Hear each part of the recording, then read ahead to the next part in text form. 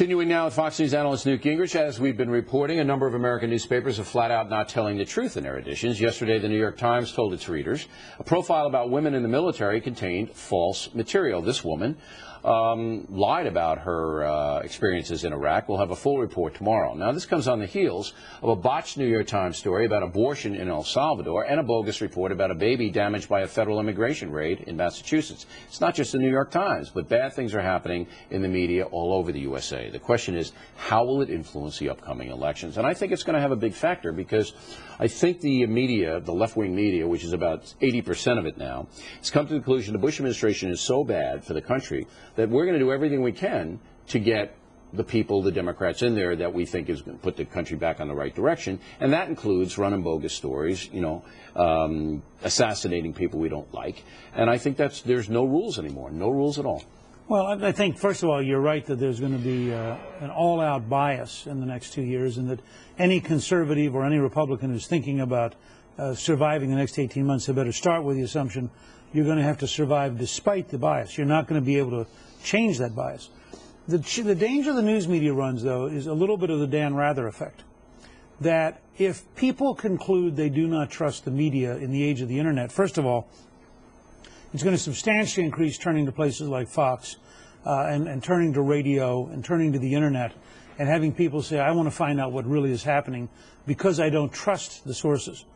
And I think you agree with me on this, that we've always had a biased news media, but the toleration recently for just plain factually false reporting is astonishing. And the fact that the newspapers don't have any sense of remorse, don't have any sense of correcting the record, when it's not a matter of opinion, it's just blatantly false. Right. I mean, the New York Times did not correct that raid, and you saw our reporting on that, I think, where they said a baby was weaned and dehydration. It never happened. They didn't correct it.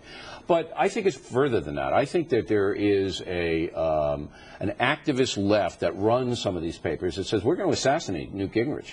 Did you see the Giuliani piece today in Newsday? They had him in a dress. They took the Saturday Night Live thing from years ago, and they put him in a dress, and they put it up, and they said, well, his private life is going to kill him.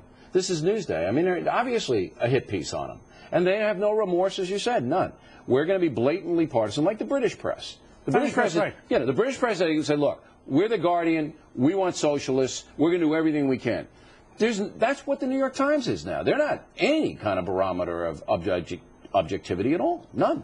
Yeah, I think what you're seeing happen is that the newsrooms are going to the left, they're going to social activists on the left, they're going to anti-war activists on the left, and their dislike of Republicans in general and of Bush and Cheney in particular is so intense that in fact lying negatively about the president is more acceptable than telling the truth positively. But you have confidence in the American people are going to see through this.